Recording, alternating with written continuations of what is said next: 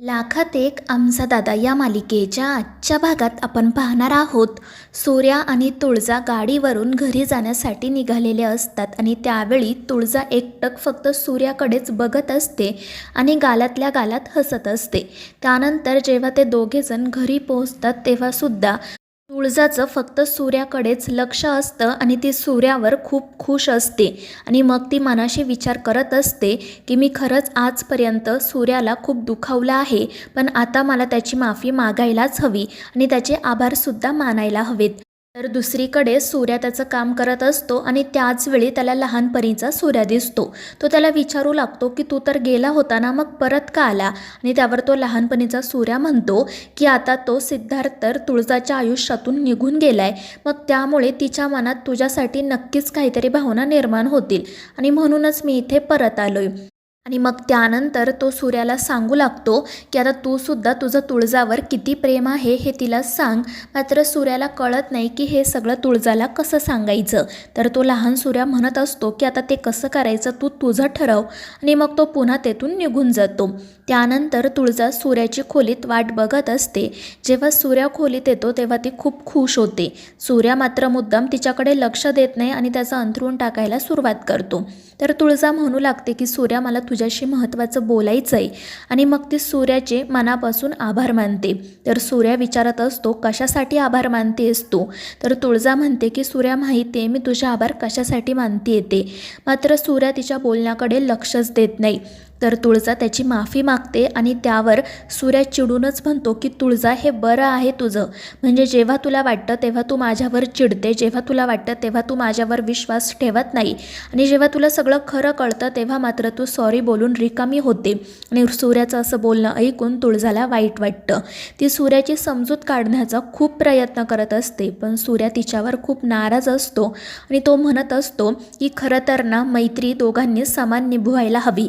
मात्र आपल्या मैत्रीमध्ये मी कायम तुझ्या पुढे असायचो किंवा तुझ्या मागे, आपण समान कधीच चाललो नाही. ज्या प्रकारे मी आपली मैत्री निभावली ना त्या प्रकारे जर तू सुद्धा आपली मैत्री निभावली असती ना तर मला खरंच खूप आनंद झाला असता. आणि मग त्यानंतर तो रागातच तेथून निघून जातो आणि त्यामुळे तुळजाला खूप वाईट वाटतं. सूर्या मात्र बाहेर येऊन हसत असतो आणि म्हणत असतो तुळजाला जास्त तर बोलून गेलो नाही ना, पण मला ॲक्टिंग तर चांगली जमतीये. आणि त्याचवेळी तो छोटा सूर्या पुन्हा त्या ठिकाणी येतो आणि सूर्याला सांगतो की तू काही काळजी करू नको, आता असाच वाग. तर दुसरीकडे तो शत्रू खूप चिडलेला असतो. तर डॅडी त्याला विचारत असतात की काय झालं आणि त्यावर तो शत्रू म्हणतो काल तुम्ही रावण जाळण्याचा मान त्या सूर्याला द्यायला नको होता. तर डॅडी त्याला म्हणतात की तू काळजी करू नको, जे काही करतोय ते विचार करूनच करतोय. तितक्याच मग शालन आणि मालन त्या ठिकाणी पोहे घेऊन येतात. डॅडी आणि शत्रू पोहे खायला बसतात. मात्र पोह्यांमध्ये मीठ थोडं कमी असतं आणि त्यामुळे डॅडी त्या दोघींना मीठ आणायला सांगतात. आणि जेव्हा त्या मीठ घेऊन येतात तेव्हा डॅडी त्यांच्या आणि शत्रूच्या प्लेटमध्ये भरपूर मीठ टाकतात आणि त्या दोन्ही प्लेट शालन मालनकडे देत म्हणतात की आता हे पोहे तुम्हीच खा. त्यामुळे त्या दोघी घाबरतात. तर डॅडी म्हणू लागतात की आता हे पोहे खाल्ले ना की तुम्हाला कळेल यापुढे सगळं कसं मापात टाकायचं ते. तर तो शत्रूसुद्धा हसतच म्हणत असतो की तुम्हाला किती वेळा सांगितलं तरी कळत नाही ना, आता खा खारट पोहे. आणि मग ते दोघे हसतच तेथून निघून जातात. त्यानंतर मग तुळजा सूर्याचा तिच्यावरील राग कमी व्हावा म्हणून त्याच्यासाठी छान पोहे बनवत असते आणि ते बघून सूर्या खूप खुश होतो. पण जेव्हा तुळजाचं त्याच्याकडे लक्ष जातं तेव्हा मग तो पुन्हा तिच्यावर रागवल्याचं नाटक सुरू करतो.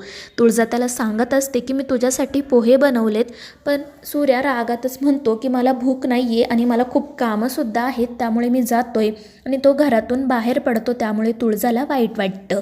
त्यानंतर मग सूर्याच्या सगळ्या बहिणी पोहे खाण्यासाठी येतात. धनूला तर खूपच घाई झालेली असते. मात्र तुळजा त्यांना सांगते की तुम्ही पटकन फ्रेश होऊन घ्या आणि मग आपण सगळेजण मिळून नाश्ता करू. आणि त्यामुळे त्या पटकन बाहेर जातात आणि मग त्यानंतर त्या सगळ्याजणी नाश्ता करण्यासाठी बसतात. तुळजाने खूप छान पोहे बनवलेले असतात म्हणून त्या सगळ्याजणी तिचं कौतुक करत असतात.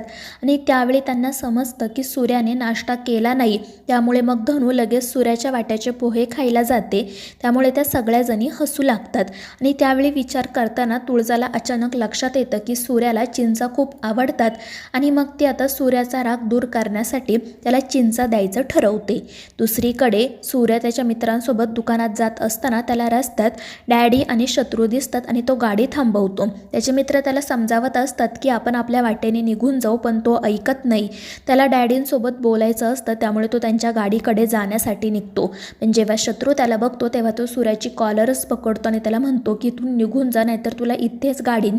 मात्र डॅडी त्याला सूर्याला सोडायला सांगतात आणि मग सूर्या डॅडींकडे जातो, त्यांच्या पाया पडतो आणि म्हणतो की डॅडी, तुम्ही माझ्यावर इतके रागावलेले असूनसुद्धा काल तुम्ही मला रावण जाळण्याचा मान दिला.